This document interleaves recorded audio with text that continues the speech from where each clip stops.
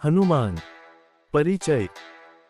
જ્યારે પશ્ચિમી વિશ્વ દર વર્ષે બદલાતા ગતિશીલ સુપરહીરોની શોધમાં છે, ત્યારે પૂર્વીય વિશ્વ પહેલાથી જ અસ્તિત્વમાં રહેલા ઘણા સુપરહીરોનો આનંદ માણી રહ્યું છે। તેમાંથી સૌથી ગતિશીલ સદાબહાર અને મૌલિક સુપરહીરો છે હનુમાન, જેની વાર્તા સદીઓથી સંસ્કૃતિનું મનોરંજન અને શિક્ષિત કરે છે। જો કે હનુમાનની વાર્તાઓ હંમેશા ભારતીય સંસ્કૃતિ અને નૈતિકતાનો એક મહત્વપૂર્ણ ભાગ રહી છે, પરંતુ મૂળ પરંપરાગત વાર્તાઓથી દૂર જવાનો અને તેમને સમકાલીન સ્વરૂપમાં રજૂ કરવાનો ક્યારેય કોઈ ગંભીર પ્રયાસ થયો નથી। હનુમાન બુરનજી આ હનુમાન વાર્તાઓને આધુનિક વિશ્વ સાથે શેર કરવાનો અને મનોરંજનની જરૂરિયાતોને નવીન અને માહિતીપ્રદ રીતે પૂર્ણ કરવાનો પ્રસ્તાવ મૂકે છે। તેનો ઉદ્દેશ્ય ભારતીય પૌરાણિક કથાઓ અને લોકવાયકાઓમાં હજારો વર્ષોથી અસ્તિત્વમાં રહેલી હનુમાનની ઘણી વાર્તાઓને એકસાથે લાવવાનો છે। સમય જતાં આ રસપ્રદ વાર્તાઓ આધુનિક વાચકોના મનમાંથી અદૃશ્ય થઈ ગઈ છે। આ પુસ્તકના ક્ષેત્રમાં પહેલા ક્યારેય ન સાંભળેલી વાર્તાઓનો સમાવેશ થાય છે। પુસ્તકમાં એવી વાર્તાઓનો સમાવેશ થાય છે જે હનુમાન પાત્રના વાલ્મીકી સંસ્કરણ સાથે વૈચારિક રીતે સુસંગત છે, અન્ય ઘણી બધી નહીં। હનુમાનના દૈવી વ્યક્તિત્વના સંદર્ભમાં કાળજીપૂર્વક અવગણવામાં આવી છે। વાર્તા કહેવાની કળા એ જ્ઞાન આપવાની કળા છે જ્યારે પણ તે મૂંઝવણભર્યું હોય છે। મુખ્ય વાત એ છે કે જ્યારે પણ કોઈ મૂંઝવણમાં હોય છે, ત્યારે વ્યક્તિ પોતાનું મોં ખોલે છે અને કુશળતાપૂર્વક શાણપણની ગોળીઓ રેડે છે। વાચકો જીવનનો અમૂલ્ય પાઠ શીખીને ધ્યાન કેન્દ્રિત કર્યા વિના રહી શકતા નથી। હનુમાનની સીતાની શોધની વાર્તા આપણને સફળતાની ચાવી આપે છે। ભગવાન રામ સાથે હનુમાનની પહેલી મુલાકાત વાતચીત કૌશલ્યનું રહસ્ય ઉજાગર કરે છે। જટિલ સમસ્યાઓના અનન્ય ઉકેલો શોધવાની હનુમાનની ક્ષમતા આપણને જીવનના દરેક તબક્કે ઈચ્છાશક્તિ અને એકાગ્રતાની શક્તિ શીખવાની તક આપે છે। હનુમાનની વાર્તાઓ જીવનના દરેક તબક્કે આનંદ અને શીખવાનો સ્ત્રોત છે। હનુમાન બતાવે છે કે કેવી રીતે સાચા નાયકમાં વિરોધાભાસી ગુણોનું સંપૂર્ણ મિશ્રણ હોવું જોઈએ। મધુરતા સાથે શક્તિ, ગંભીરતા સાથે રમૂજ, બાળક જેવી નિર્દોષતા સાથે તીક્ષ્ણ બુદ્ધિ, શક્તિ સાથે સંવેદનશીલતા, નવીનતા સાથે પરંપરાગત શાણપણ અને સૌમ્ય નમ્રતા સાથે ઉગ્ર નિશ્ચય। હનુમાનનો ઇતિહાસ એક એવું પુસ્તક છે જે વિવિધ વર્ગના લોકોની જરૂરિયાતોને પૂર્ણ કરે છે। તે બાળકો માટે એક આકર્ષક વાંચન સામગ્રી છે, માતાપિતાને તેમના બાળકોને શીખવવામાં મદદ કરવા માટેનું પુસ્તક, યુવાનો માટે જીવનશૈલી વ્યવસ્થાપન માર્ગદર્શિકા। આ પુસ્તક ફક્ત સ્પર્ધાત્મક દુનિયામાં રહેતા લોકો માટે પ્રેરણાદાયક માર્ગદર્શિકા જ નથી, પરંતુ હનુમાનની ઉપાસના કરનારાઓ માટે પ્રેરણા અને તેમને પ્રેમ કરનારાઓ માટે એક અમૂલ્ય સંસાધન પણ છે। લેખક તમને તમારા સાચા સુપરહીરોને અવિસ્મરણીય રીતે ફરીથી શોધવા માટે આમંત્રણ આપે છે। વૈદિક વાર્તાઓ। ચોરાયેલી થેલી। અગ્નિમાંથી એક ભયાનક પવિત્ર વ્યક્તિ બહાર આવી। તે અગ્નિ જેવી દેખાતી હતી। તે તેના લાલ વાળ અને તેજસ્વી શરીર સાથે જોવામાં અત્યંત સુંદર હતી। અયોધ્યામાં કોઈએ વિચાર્યું ન હતું કે આવું શક્ય છે। રાજાને પૂર્ણ વિશ્વાસ હતો કે તે જાણે છે કે તે શું કરી રહ્યો છે અને ઋષિઓમાં પણ તેટલો જ વિશ્વાસ હતો। ઋષિઓ વેદોમાં વર્ણવેલ પદ્ધતિઓમાં માનતા હતા અને માનતા હતા કે વેદ હંમેશા સાચા છે। તેમનું સ્મશાન પોતે જ આનો પુરાવો હતું। ટૂંક સમયમાં દશરથે સળગતા માણસ દ્વારા લાવવામાં આવેલા મીઠા પીણાથી ભરેલું સોનાનું પાત્ર પકડી લીધું। ભલે તે સળગતી અગ્નિમાંથી બહાર આવ્યું, સોનાનું વાસણ સ્પર્શ માટે એકદમ ઠંડુ હતું અને તેની સામગ્રી પણ એટલી જ ઠંડી હતી। 3 વખત રાજા દશરથે મીઠા પીણાનો એક ભાગ લીધો અને તેને તેની 3 રાણીઓની ખુલ્લી હથેળીઓ પર મૂક્યો। જ્યારે તે સુમિત્રાના હાથની હથેળીમાં છેલ્લો ભાગ મૂકવા જતો હતો, ત્યારે એક મોટો બાજ નીચે આવ્યો, પીણાનો એક નાનો ભાગ છીનવી લીધો અને ઉડી ગયો। બધાને આશ્ચર્ય થયું અને ખાતરી થઈ ગઈ કે આ ઘટનામાં કોઈ દુષ્ટતા નથી। ભય જોઈને એક શાણા ઋષિએ તેમની બુદ્ધિથી તેમને શાંત પાડ્યા। તેમણે કહ્યું, બાજ કોઈ સામાન્ય પક્ષી ન હોઈ શકે જે આટલી નિર્દોષ ભીડમાંથી પાણી છીનવી લેવાની હિંમત કરે। તે ગરુડ વિષ્ણુને લઈ જતો હોવો જોઈએ। આ વિષ્ણુનો મનોરંજન છે। દરમિયાન બાજ એક દૂરના દેશમાં ઉડી ગયો જ્યાં કંઈક ખાસ બની રહ્યું હતું। રાજ્યની દક્ષિણમાં કિષ્કિંધા નામનો એક જાદુઈ દેશ હતો। એક ગાઢ જંગલની મધ્યમાં એક ટેકરી પર એક સ્ત્રી સંતનો વેશ ધારણ કરતી હતી. તે વાનર રાજા કેસરીની પત્ની અંજના હતી. તેણીએ હાથ જોડીને સર્વશક્તિમાન ભગવાનને પ્રાર્થના કરી કે એક પુત્ર આવે જે વિશ્વનો સૌથી મહાન નાયક બને અને માનવતાને એવી રીતે મદદ કરે જે પહેલા ક્યારેય સાંભળવામાં ન આવી હોય. પક્ષીએ તેની પાંખો ફેલાવી અને એક ક્ષણમાં અમૃત તેની ખુલ્લી હથેળીમાં હતું. જ્યારે અમૃતાએ તેને સ્પર્શ કર્યો ત્યારે અંજના ચોંકી ગઈ અને વાસ્તવિકતામાં પાછી આવી. જ્યારે તેણીએ તેની આંખો ખોલી ત્યારે તેણીએ તેના હથેળી પર મધ જેવો મલમ જોયો. ઉપર જોયું ત્યારે તેણે દૈવી બાજને તેની તરફ દયાથી જોતો જોયો. તે તેના જીવનમાં એક દૈવી હસ્તક્ષેપ હતો. તેણીની પ્રાર્થના સાંભળી તેણીએ આંખો બંધ કરી આભારની પ્રાર્થના કરી અને અમૃત ગળી ગયો. જેમ જેમ અમૃત તેના શરીરમાં પ્રવેશ્યું તેણીને પોતાનામાં પરિવર્તનનો અનુભવ થયો. તે હવે સામાન્ય રહી નથી. અચાનક તેનું ગર્ભાશય ભરાઈ ગયું. તે દેવતાઓની શક્તિથી ગર્ભવતી થઈ. તેણીએ ફક્ત પ્રાર્થના કરીને રાહ જોવાની હતી. તે આવી રહ્યા છે.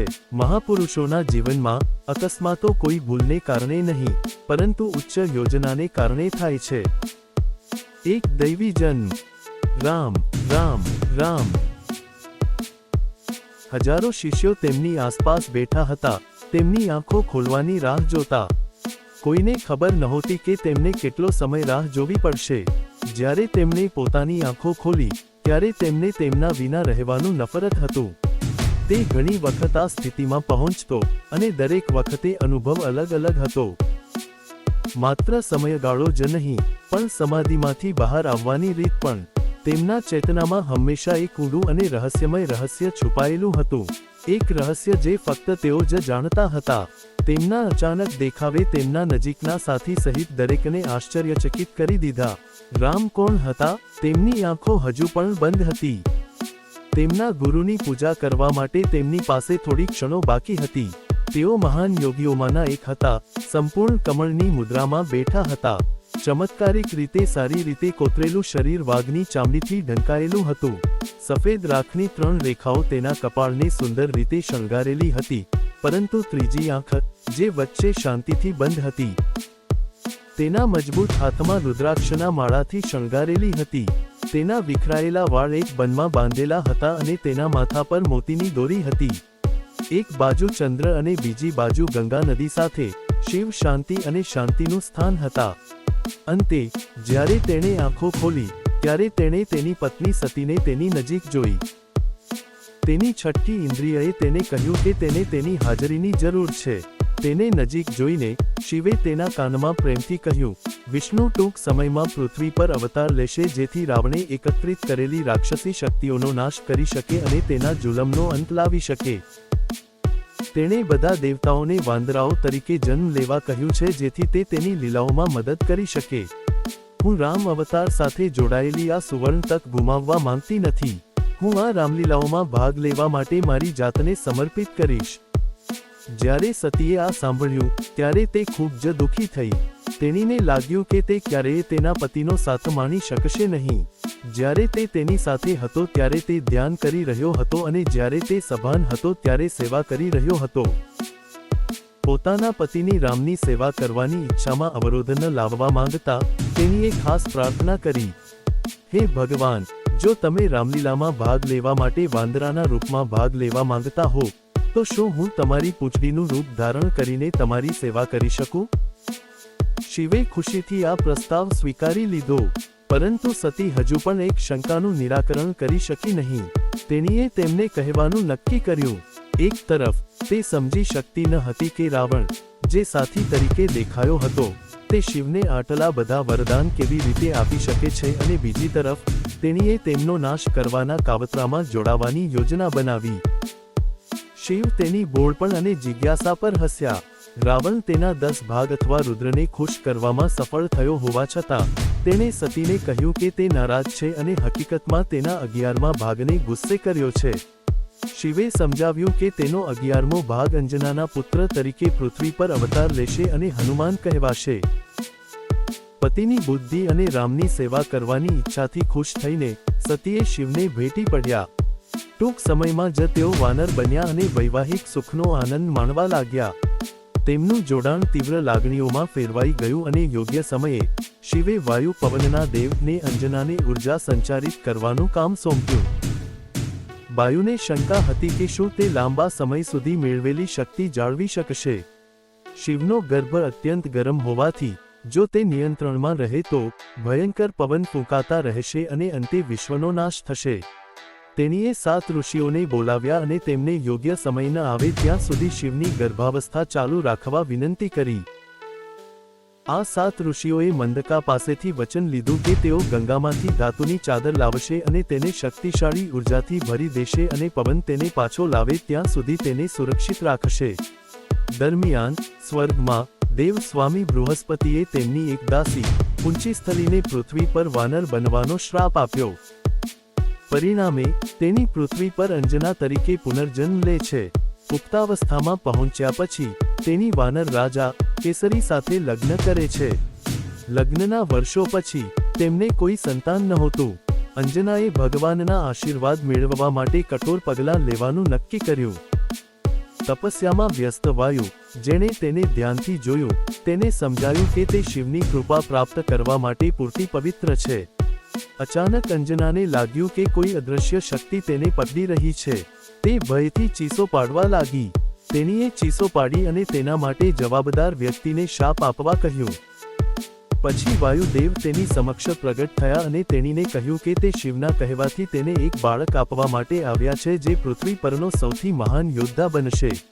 તે શિવનો વંશ અને વાયુદેવનો પુત્ર છે. આ સાંભળીને અંજનાએ તરત જ આ શક્તિશાળી વિચાર સ્વીકારી લીધો. જ્યારે તેની પત્ની પુત્ર પ્રાપ્તિ માટે તપસ્યા કરી રહી હતી ત્યારે કેસરીએ શિવને પ્રસન્ન કરવા માટે એક અલગ તપસ્યા કરવાનું નક્કી કર્યું. તે વિવિધ તીર્થસ્થાનોમાં તીવ્ર પ્રાર્થનામાં ફરતી રહી. તેઓ એક તીર્થસ્થાનથી બીજા તીર્થસ્થાનમાં ગયા અને ગોકર્ણ પહોંચ્યા. આ સ્થળે તેમને શંભસાધન નામનો એક અસુર મળ્યો, જે નિર્દોષ ઋષિઓને ત્રાસ આપી રહ્યો હતો. તેણે અસુરો સાથે યુદ્ધ કર્યું અને ભયંકર યુદ્ધ પછી તેને છાતીમાં જોરથી માર્યો અને તેને મારી નાખ્યો. કેસરીને તેના બોજમાંથી મુક્ત જોઈને ખુશ થઈને ઋષિઓએ ભેગા મળીને તેને એક બળવાન પુત્રનો આશીર્વાદ આપ્યો. આ માટે તેમણે તેને શિવ મંત્ર આપ્યો. કેસરીએ આ મંત્રનો પાઠ કરતા જ શિવ પ્રગટ થયા અને તેને આશીર્વાદ આપ્યા. તરત જ કેસરીને શિવની શક્તિનો અનુભવ થયો. તે સમયસર ઘરે પાછો ફર્યો અને તેની પત્ની અંજનાને કામ પરથી પાછી આવતી જોઈ. બંનેએ આનંદથી એકબીજાને ગળે લગાવ્યા. કેસરી રંગની શિવશક્તિ હવે અંજનામાં પણ ફેલાઈ ગઈ અને કેસરી રંગની શિવશક્તિ તેનો કુદરતી સ્વભાવ બની ગઈ. સમય જતાં વિશ્વનો સૌથી મહાન સુપરહીરો જન્મ્યો. નિસ્વાર્થતા હિંમતને જન્મ આપે છે. ગર્ભપાતનો પ્રયાસ. રાત્રિના અંધારામાં એક રાજા ગુપ્ત રીતે બીજા રાજાના મહેલમાં પ્રવેશ કર્યો. આ કોઈ સામાન્ય ઘટના નહોતી, પરંતુ જ્યારે તે બન્યું ત્યારે તેનો અર્થ એ થયો કે કંઈક ખરાબ થવાનું હતું. કારણ કે આ એક ખૂબ જ મહત્વપૂર્ણ કાર્ય હતું. તે તેને બીજા કોઈને સોંપવા માંગતો ન હતો. મહેલની નીચે ગુપ્ત સુરંગોમાંથી પસાર થતા બનારા કુળની એક શાખાના સભ્ય રાજા બાલી તે બધી ઘટનાઓ વિશે વિચારી રહ્યા હતા, જેના કારણે તેને આ હિંમતવાન અને જોખમી નિર્ણય લેવાનું કારણ બન્યું. આ બધું ત્યારે શરૂ થયું જ્યારે સ્વર્ગીય અવકાશયાત્રી નારદ કિષ્કિંધા જવા માટે રસ્તે ઉતર્યા. લોકો તેમના મોહકતાથી આશ્ચર્યચકિત થઈ ગયા. તેઓ અત્યંત તેજસ્વી અને સુંદર હતા. રાજા રાજમહેલમાં નાચતા, તેમના પ્રખ્યાત વીણાના તાર વગાડતા અને દિવ્ય મધુર અવાજમાં ગાતા પહોંચ્યા. રાજા બાલી જાણતા હતા કે તેમની પાસે નારદને કહેવાનો સંદેશ છે અને તેમણે તેમનું આદરપૂર્વક સ્વાગત કર્યું. જો તેમણે આવવાનું નક્કી કર્યું તો તે સંદેશ બાલી માટે ખૂબ જ મહત્વપૂર્ણ હોવો જોઈએ. સ્વાગત સમારોહ પછી બાલી નારદને સાંભળવા માટે બેઠા. અંતે નારદે રહસ્ય જાહેર કર્યું. આ રહસ્યે ઝડપથી બાલીને હચમચાવી નાખ્યો અને તેને એક આત્મવિશ્વાસુ રાજામાંથી એક લાચાર વાંદરામાં પરિવર્તિત કરી દીધો. શિવનો અવતાર રાજા કેસરીની પત્ની અંજનાના ગર્ભમાં જન્મ લેવાનો હતો. સ્વર્ગમાં એક અફવા ફેલાઈ ગઈ કે આ બાળક પૃથ્વી પર એક મહાન નાયક બનશે અને તેની શક્તિ બાલી કરતા 1000 ગણી વધુ હશે. પહેલા તો બાલી ડરી ગયો, પરંતુ પછી ઊંડા ચિત્કાર પર તેને સમજાયું કે જે પણ ભય તે ટાળી શકતો નથી તે ભય છે. તેને સમજદારીપૂર્વક કાર્ય કરવું પડશે. રાત્રિના અંધારામાં તે કેસરીના મહેલ તરફ કૂચ કરી. તે વાતચીત કુશળતા સાથે શાહી રસોડામાં પ્રવેશ્યો. ત્યાં એક માણસ તેની રાહ જોઈ રહ્યો હતો. તે ગર્ભવતી રાણીની વ્યક્તિગત રસોઈયા હતી. કેસરીએ તેને ગર્ભવતી રાણીના આહાર નિયમોનું પાલન કરવાનું સોંપ્યું. આ સ્ત્રી ગર્ભવતી સ્ત્રીઓની આહાર જરૂરિયાતો પૂરી કરવામાં નિષ્ણાત લાગતી હતી. જો કે હવે તેને કંઈક અલગ જ પીરસવામાં આવી રહી હતી. પોલી દ્વારા લેવામાં આવેલ ખાસ ખોરાક. બીજા દિવસે સવારે પોલીએ ગઈકાલે રાત્રે આપેલા પ્રવાહીને કાળજીપૂર્વક ગરમ કર્યું. તેણીને તેમાં થોડી ધાતુની ગંધ આવી. તે કુશળતાપૂર્વક બનાવવામાં આવ્યું હતું, તેથી કોઈને ખબર નહોતી કે તે ખરેખર શું છે. પોલીએ તેને ફક્ત એટલું જ કહ્યું કે દવા તેનું કામ કરશે, પરંતુ તે અલગ નહોતી. તે જાણતી હતી કે દવા શું છે. ગરમ પ્રવાહીનો ગ્લાસ ઉપાડતી વખતે તેના હાથ સહેજ ધ્રુજતા હતા. તે જાણતી હતી કે આ ખોટું હતું. ગર્ભવતી સ્ત્રીને 5 ધાતુઓ ધરાવતું પીણું આપવું ખૂબ જ ખોટું હતું. સોનું, તાંબુ, લોખંડ, ટીન અને ઝીંક. તેમાંથી કોઈ પણ માત્ર બાળકને જ નહીં, પણ માતાને પણ મારી શકે છે. અંજનાએ આંખો બંધ કરી અને સ્વસ્થ પીણું ગળી લીધું જે તેની માતા અને તેના અજાત બાળક બંનેને તાજગી આપશે. જ્યારે તેણીએ ગ્લાસ રાણીને પાછો આપ્યો, ત્યારે તેણીએ તેના ચહેરા પર ધ્યાનથી જોયું કે કોઈ પ્રતિક્રિયા ઉત્તેજિત ન થાય. આશ્ચર્યજનક રીતે કોઈ પ્રતિક્રિયા નહોતી. તેણીએ પરિણામો જોવામાં કેટલો સમય લાગશે તે જોવા માટે 1 મિનિટ રાહ જોઈ. કંઈ નહીં. શું કરવું તે ખબર ન હોવાથી તે રસોડામાં પાછી ફરી. તે દિવસે તે રસોડામાં તેના કામકાજમાં લાગી ગઈ. રાણીને ચિંતાથી જોઈ રહી કે કંઈ બદલાયું છે કે નહીં. રાણીએ કંઈ કર્યું નહીં. બીજા દિવસે રાણી અંજનાને ડિલિવરી રૂમમાં લઈ જવામાં આવી. તેણીને પ્રસૂતિ પીડા થવા લાગી. તેની વફાદાર દાસી કસુવાવડના સમાચારની રાહ જોતી ડિલિવરી રૂમની બહાર ઊભી હતી. પછી તેણીએ તેના નવજાત બાળકના રડવાનો અવાજ સાંભળ્યો. બધાએ ઉજવણી કરી ત્યારે તે ઘૂંટણીએ પડી ગઈ. 5 ઘાતક ધાતુઓનું મિશ્રણ પીધા પછી માતા કેવી રીતે જન્મ આપી શકે? થોડા સમય પછી તેણીએ પોતાને શાંત કર્યા અને ચમત્કારિક રીતે મૃત્યુથી બચી ગયેલા બાળકને જોવા માટે રૂમમાં દોડી ગઈ. બાળકનો ચહેરો જોઈને તે બેહોશ થઈ ગઈ. તે 5 ધાતુના કાનની બુટ્ટી પહેરેલા વાંદરાઓ તેના પર હસતા હતા. તેનો નાશ કરવાને બદલે તેઓએ તેમને શણગાર્યા. અસલામતી આત્માની સુંદરતાનો નાશ કરે છે, પરંતુ નિર્દોષતા વ્યક્તિના પાત્રને વધારે છે. જ્યારે હનુમાન સૂર્યને ગળી ગયા. સ્વર્ગના ઇતિહાસમાં પહેલી વાર વીજળી ગુલ થઈ ગઈ. સ્વર્ગમાં એકદમ અંધારું હતું. ચારે બાજુ અરાજકતા ફેલાઈ ગઈ. જ્યાં સૂર્ય ચમકે છે ત્યાં અંધારું કેવી રીતે હોઈ શકે? તે વર્ષે જ્યારે વીજળી ગુલ થઈ ગઈ ત્યારે ઇન્દ્ર એક મહત્વપૂર્ણ સભા કરી રહ્યા હતા. સ્વર્ગના બધા શાસકો તેમના કાર્યોનો હિસાબ આપવા માટે ભેગા થયા. બધાને વીજળી ગુલ થવાનો ખ્યાલ નહોતો. જ્યાં સુધી તેઓ જાણતા હતા, સ્વર્ગના ક્રમમાં કોઈ ખલેલ પહોંચી ન હતી. એક રક્ષક અચાનક રૂમમાં પ્રવેશ્યો, જે આંશિક રીતે અગ્નિથી પ્રકાશિત હતો. હે ભગવાન, મારી પાસે તમારા માટે ખરાબ સમાચાર છે. નાના વાંદરાએ તેને મોટું લાલ ફળ સમજીને સૂર્યને ગળી ગયો. શું? ઓરડામાં હાજર બધા દેવતાઓ સંપૂર્ણપણે સ્તબ્ધ થઈ ગયા. સૂર્યને કોણ ગળી શકે? અને સૂર્યગ્રહણનો સમય હોવાથી રાહુ તે જ સમયે સૂર્યને ગળી ગયો. પરંતુ જ્યારે નાના વાંદરાએ જોયું કે સૂર્ય પહેલાથી જ ગળી ગયો છે, ત્યારે તેણે નાના વાંદરાને તેના અધિકારો વિશે દલીલ કરવાનો પ્રયાસ કર્યો. નાના વાંદરાએ રાહુને બીજું મોટું ફળ સમજીને તેને લઈ ગયો. હવે સ્વર્ગમાં સંપૂર્ણ અરાજકતા અને હંગામો મચી ગયો છે. કૃપા કરીને પરિસ્થિતિને કાબૂમાં લેવા માટે કંઈક કરો. આ ભયંકર વાર્તા સાંભળીને ઇન્દ્ર તરત જ તેના હાથી ઐરાવત ગાડીમાં દુર્ઘટના સ્થળે દોડી ગયા. વાંદરાના મોંમાંથી સૂર્ય ઉગવામાં વિલંબ કરવા માંગતા ન હતા. તેમણે પોતાનો વજ્ર ફેંક્યો. તેના અવાજને કેન્દ્રિત કરીને તેને તેના લક્ષ્ય સુધી પહોંચવામાં મદદ કરી. પરંતુ રસપ્રદ વાત એ છે કે હાથી લડવા માટે એટલો ઉત્સુક હતો કે વજ્ર વાંદરાને પહોંચે તે પહેલા જ ઐરાવત રસ્તામાં આવી ગયો. નાના વાંદરાએ મોટા સફેદ હાથીને જોયો અને તેની તરફ દોડ્યો અને તેને તેના મોંમાં મૂકવા માંગતો હતો. તે બાળકને ધૂમકેતુની જેમ પોતાની તરફ દોડતો જોઈને ઇન્દ્ર ગભરાઈ ગયો. બસ ત્યારે જ ઇન્દ્રની વજ્ર નાના વાંદરાના ગાલ પર વાગી. કોઈ સામાન્ય માણસ કે ભગવાન આવી ઈજાથી બચી શક્યા ન હોત. તેણે તેનું જડબું તોડી નાખ્યું અને બેભાન થઈ ગયા. જેમ જેમ તે પડી ગયો, તેનું મોં ખુલી ગયું અને સૂર્ય અને રાહુ તેમાંથી બહાર આવ્યા. સૂર્ય તેના મૂળ સ્થાને પાછો ફર્યો ત્યારે દેવતાઓને રાહત થઈ, પરંતુ તેમને ખૂબ જ વિનાશક અનુભવ થયો. વાંદરો પર હુમલો કરતા પહેલા કોઈએ બ્રહ્મા કે ગુરુની સલાહ લેવાની તસ્દી લીધી નહીં. તોફાનમાં નાનો વાંદરો જમીનમાં ગુફામાં પડી ગયો. તે સંપૂર્ણપણે બેભાન અને લગભગ નિર્જીવ પડી ગયો. અચાનક બીજી આફત આવી. વેન્ટિલેશન સિસ્ટમ બંધ થઈ ગઈ. તેમાંથી કોઈ શ્વાસ લઈ શક્યું નહીં. આજે સ્વર્ગમાં શું થઈ રહ્યું છે? ફરીથી સંપૂર્ણ અરાજકતા સર્જાઈ. જો કે આ વખતે તેઓએ વ્યવહારુ શાણપણ માટે બ્રહ્મા પાસે જવાનું નક્કી કર્યું. બ્રહ્મા તેમના સર્વોચ્ચ માર્ગદર્શક હતા. તેઓ હંમેશા તાત્કાલિક જરૂરિયાતો અને ટૂંકા ગાળાના પરિણામો પર આધાર રાખ્યા વિના વ્યાપક દ્રષ્ટિકોણથી પરિસ્થિતિનું વિશ્લેષણ કરતા.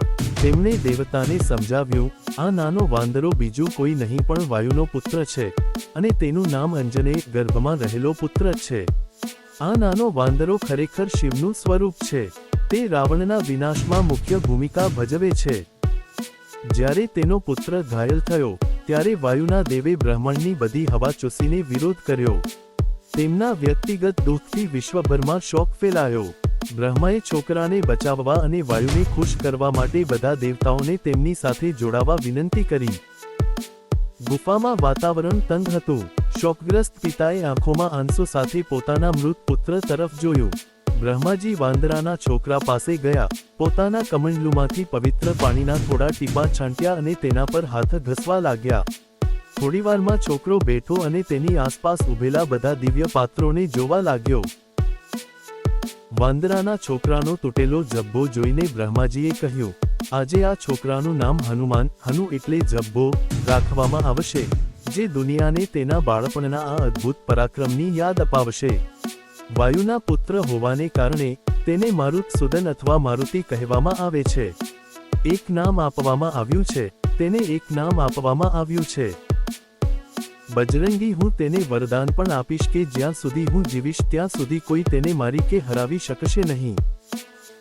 બ્રહ્માએ બધા દેવતાઓને આ અદ્ભુત બાળક પર આશીર્વાદ આપવા વિનંતી કરી. બધા બાળકને આશીર્વાદ આપવા માટે આગળ આવ્યા. અગ્નિએ તેને આશીર્વાદ આપ્યો કે અગ્નિ તેને ક્યારેય નુકસાન નહીં કરે.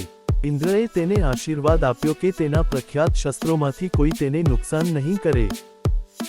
ગુરુએ તેને આયુર્વેદનું જ્ઞાન અને વિશ્વના બધા ફળો અને શાકભાજી આપ્યા. સૂર્યએ તેમને નિયત સમયે બધા વેદ શીખવાનું વચન આપ્યું. ધન્વંતરીએ તેમને સારું સ્વાસ્થ્ય આપ્યું. દિવ્ય કારીગર વિશ્વકર્માએ તેમને અદ્ભુત બુદ્ધિ, વિચારની સ્પષ્ટતા અને સર્જનાત્મકતા આપી. તેમના પિતા પવને તેમને ગતિશીલતાની શક્તિ આપી. બધા દેવતાઓએ તેમને આશીર્વાદ આપ્યા પછી બ્રહ્મા આગળ આવ્યા અને હનુમાનના ગળામાં હીરાનો હાર પહેરાવ્યો.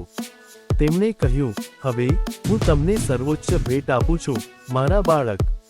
તું ભગવાનનો શાશ્વત સેવક બનશે. તારા ગળામાં મેં જે હીરાનો હાર પહેરાવ્યો છે તે દુનિયાની નજરોથી અદૃશ્ય છે. જે આ રત્નને ઓળખે છે તે તમારો શાશ્વત ભગવાન અને સ્વામી છે. ગુરુને મળતાની સાથે જ તમારા શરીરનું દરેક હાડકું પીગળી જશે. આ બધા વરદાન આપતી વખતે હનુમાન ગંભીર દેખાતા હતા. બ્રહ્માએ પોતાને ભગવાનનો શાશ્વત સેવક જાહેર કરતાની સાથે જ હનુમાન ચમકવા લાગ્યા. બધા ગયા પછી હનુમાનના મનમાં એક જ વિચાર હતો, જો આટલી નાની ભૂલ પર આટલું ધ્યાન ખેંચાઈ રહ્યું છે તો તેમણે વધુ પ્રયાસ કરવો જોઈએ. જો નિર્દોષતાનું ખોટું નામકરણ કરવામાં આવે છે તો સજાનું ખોટું નામકરણ કરવામાં આવે છે. દુર્ભાગ્ય ગણવા કરતાં આશીર્વાદ ગણવા ઘણીવાર વધુ મુશ્કેલ હોય છે, કારણ કે આશીર્વાદની ગણતરી ભૌમિતિક રીતે કરવી પડે છે અને દુર્ભાગ્યની ગણતરી ગાણિતિક રીતે કરવી પડે છે. વાંદરાની બેચેની. તેના પિતા તે દિવસે જે જોયું તે માનતા ન હતા. તે દોડ્યો નહીં, કૂદ્યો નહીં કે લપસી ગયો નહીં. તે સાથે ચાલી રહ્યો હતો. તે દિવસે હનુમાન ચાલી રહ્યો હતો. તે દિવસે તેના પુત્રને ઘરે પાછો ફરતો જોતાં જ કેસરીને શંકા ગઈ. ટૂંક સમયમાં કંઈક બનશે તેને ખ્યાલ આવ્યો. હનુમાન ખૂબ જ શાંતિથી ઋષિઓનું નેતૃત્વ કરી રહ્યા હતા. હનુમાનનો ઉદાસ ચહેરો જોઈને તેનો ડર વધુ મજબૂત થયો. તે શાંત કે ઉદાસ નહોતો, પણ ઊંડા વિચારમાં ખોવાયેલો હતો. તે દિવસ સુધી કેસરીએ ક્યારેય તેના પુત્રને ઊંડા વિચારમાં ખોવાયેલો જોયો ન હતો. સક્રિય માનવ હતો કે સક્રિય વાંદરો? તે તેના પુત્ર પાસે ગયો અને ઘૂંટણીએ પડ્યો. તેણે પ્રેમથી તેનો ચહેરો પકડીને પૂછ્યું, શું થયું દીકરા? હનુમાનના જવાબ પર તે અવાચક થઈ ગયો. હું જાણવા માંગુ છું, તેણે કહ્યું. કેસરીને આ ચિંતાનું મૂળ સમજાયું નહીં. મૂંઝવણમાં મુકાઈને તેણે પોતે જ આ બાબતની તપાસ કરવાનું નક્કી કર્યું. તે જાણતો હતો કે તે હનુમાનને જે કંઈ બન્યું હતું તે બધું કહી શકશે નહીં. તે દિવસે કોઈ ઉચ્ચ શક્તિ કામ કરી રહી હતી. ખૂબ જ વૃદ્ધ ઋષિઓના જૂથ સાથે બેસીને કેસરીએ તેમના પુત્ર વિશે જે કંઈ કહ્યું તે બધું સાંભળ્યું. શરૂઆતમાં તેઓએ જે કંઈ કહ્યું તે ચિંતાજનક હતું, પણ અંતે પ્રોત્સાહક હતું. દરરોજ હનુમાન નદી કિનારે લોકોને હેરાન કરવા માટે નવા રસ્તા શોધતા. તેમના સરળ નિશાન એવા ઋષિઓ હતા જેમણે સખત મહેનત કરીને તાલીમ લીધી હતી. ભૂતકાળમાં ઘણા લોકો આ ઋષિઓને તેમની અલૌકિક શક્તિઓના ડરથી ટાળતા હતા, પરંતુ હનુમાન સ્વાભાવિક રીતે તેમના તરફ આકર્ષિત થતા હતા. જો કે તેમનાથી કોઈ સકારાત્મકતા કે લાભ નહોતો. તેમણે આ બધું મનોરંજન માટે કર્યું. તેઓ સતત તેમના અશાંત અને ક્રૂર મનને વ્યસ્ત રાખવા માટે કંઈક શોધતા હતા. જ્યારે ઋષિ સ્નાન કરી રહ્યા હતા ત્યારે હનુમાન તેમના કપડામાં મોટા કાણા પાડતા હતા. તેમણે તેમના પાણીના વાસણોને ડાળીઓથી ફટકારીને તોડી નાખતા હતા. તેઓ બહાર આવે તેની રાહ જોતા હતા અને તેમના વિકૃત ચહેરાઓ જોઈને દુઃખી થતા હતા. જો તેમાં વધુ સમય લાગતો તો તે પાણીમાં જતા હતા અને તેમના પગ નીચેથી ખેંચી લેતા હતા. આનાથી ઋષિઓ ડરી જતા હતા, જેમને એવું લાગતું હતું કે તેમના પર મગરનો હુમલો થયો છે. ક્યારેક જ્યારે તેઓ તેમને નદી કિનારે સૂર્યની પૂજા કરતા જોતા હતા ત્યારે તેઓ તેમના ખભા પર કૂદી પડતા હતા અને તેમની લાંબી દાઢીથી ખેંચતા હતા. તેમનો પ્રિય રમત એ હતી જે ઋષિઓ સ્નાન કર્યા પછી નદીમાંથી બહાર નીકળ્યા પછી રમતા હતા. તે ધીરજથી તેમની રાહ જોતા હતા. તે ઝડપથી પાણીનો એક ભરેલો ભાગ લે છે અને તેમના પર એવી રીતે થૂંકે છે જાણે કોઈ વહેતું પાણી હોય. આનાથી દૂષિત ઋષિઓને ફરીથી સ્નાન કરવાની ફરજ પડશે. આ જ ઋષિઓએ આ ક્રમ ઘણી વખત પુનરાવર્તન કર્યો, ક્યારેક કલાકો સુધી. આખરે નદી કિનારે આ પાગલ દ્વારા સતત હેરાન થતા ઋષિઓએ તેમના સામાન્ય પાણીના સ્ત્રોતને છોડી દેવાનું અને દરેકે સ્નાન માટે અલગ પાણીનો સ્ત્રોત શોધવાનું નક્કી કર્યું. લાંબા દુષ્કાળ પછી હનુમાન ઋષિઓની પ્રવૃત્તિઓને સુખદ બનાવી. તેમણે દૈનિક મનોરંજન અને મનોરંજન માટે તેમના આશ્રમની મુલાકાત લેવાનું નક્કી કર્યું. એક દિવસ જ્યારે ઋષિઓ વેદોના મહત્વ પર ગરમાગરમ ચર્ચા કરી રહ્યા હતા ત્યારે હનુમાન તેમના આશ્રમમાં પહોંચ્યા. તે જ્યાં સભા થઈ રહી હતી ત્યાંથી દૂર એક ઝાડ પર બેઠા હતા. અચાનક તેણે જોયું કે આ ઋષિઓ જ્યાં બેઠા હતા તે ઝાડ નીચે ફળોનો એક ઝુંડ લટકતો હતો. તે કૂદી પડ્યો અને નીચે આવતાની સાથે જ તે જે ડાળી પર ચઢી રહ્યો હતો તે તૂટી ગઈ. કોઈક રીતે યોગ્ય સમયે તે કૂદી પડ્યો અને બીજી ડાળી પર પડ્યો, જે પણ તૂટી ગઈ. ફરીથી પડવાથી પોતાને બચાવ્યો, પરંતુ તે બે તૂટેલી ડાળીઓને સીધા ઋષિઓના જૂથમાં પડતા રોકી શક્યો નહીં. જોકે કોઈને ઈજા થઈ ન હતી, પણ ઋષિઓ આ દુષ્કર્મથી ગુસ્સે થયા હતા. પરંતુ એક એવી ઘટના બની જે પૂજ્ય ઋષિઓની સહનશીલતાની હદ વટાવી ગઈ. એક સવારે સૂર્યોદય પહેલા હનુમાન રમવા માટે જંગલમાં ગયા. તેમણે એક વાઘને હાથી સાથે લડતો જોયો. તે તેમની પાસે ગયો અને હાથીના દાંતને પકડીને તેને વાઘથી દૂર ખેંચીને તેમને આશ્ચર્યચકિત કર્યા. પછી તેણે પોતાના બીજા હાથથી વાઘની પૂંછડી પકડી અને બેભાન બે પ્રાણીઓને ખેંચવાનું શરૂ કર્યું. તેને ઘણો દૂર ખેંચ્યા પછી ઋષિએ તેને આશ્રમના દરવાજાની બંને બાજુના બે થાંભલાઓ સાથે બાંધી દીધો. આમ કર્યા પછી હનુમાન આનંદથી ગાયબ થઈ ગયા. સવારનો અવાજ સાંભળવા માટે ઉત્સુક ત્રિનબિંદુ નામના ઋષિએ હાથમાં પાણીનો ઘડો લઈને દરવાજો ખોલ્યો. જ્યારે તે બહાર નીકળ્યો ત્યારે તેની નજર દરવાજા પર ટકેલી હતી. સૂર્ય ઉગ્યો ન હોવાથી હજુ પણ અંધારું હતું. જો કે તે આ ટેવથી ટેવાયેલો હતો અને અંધારામાં કેવી રીતે ચાલવું તે જાણતો હતો. જ્યારે તે દરવાજાની બહારના ઓટલા પાસે પહોંચ્યો ત્યારે વાઘને પ્રવેશદ્વાર પર ઊભો જોઈને તે ગભરાઈ ગયો. તેથી તેણે પોતાનો પાણીનો ઘડો નીચે મૂક્યો અને ઘરની અંદર દોડી ગયો અને દરવાજો બંધ કરી દીધો. સામાન્ય રીતે તેને ભીડ લાગતી હતી, પરંતુ આજની ઘટનાથી તે એટલો ડરી ગયો હતો કે તેને રાહતની જરૂર પડી. જ્યારે તેને ખબર પડી કે વાઘ એક થાંભલા સાથે બંધાયેલો છે, ત્યારે તેણે હિંમત ભેગી કરી અને વાઘથી શક્ય તેટલો દૂર રહેવાનો પ્રયાસ કર્યો.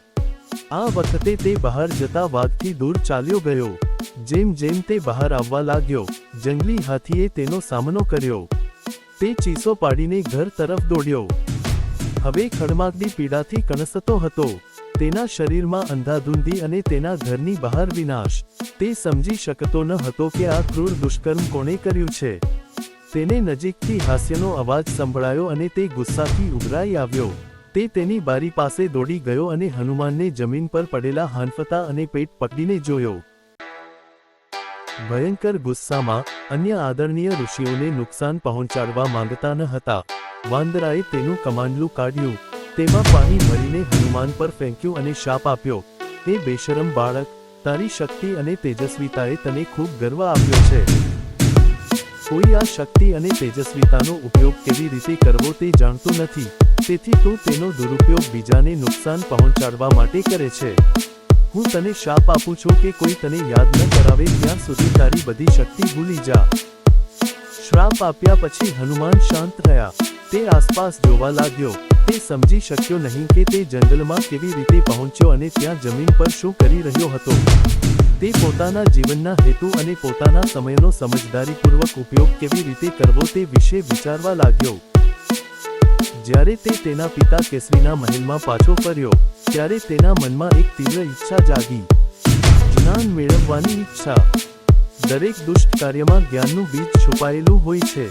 જ્યારે પ્રેરણા અને પ્રોત્સાહનનું પાણી આ બીજને પોષણ આપે છે, ત્યારે જવાબદારીના ફૂલો અને સક્રિય ભાગીદારી ફળ આપે છે. હનુમાન 2 ટૂંક સમયમાં આવી રહ્યું છે.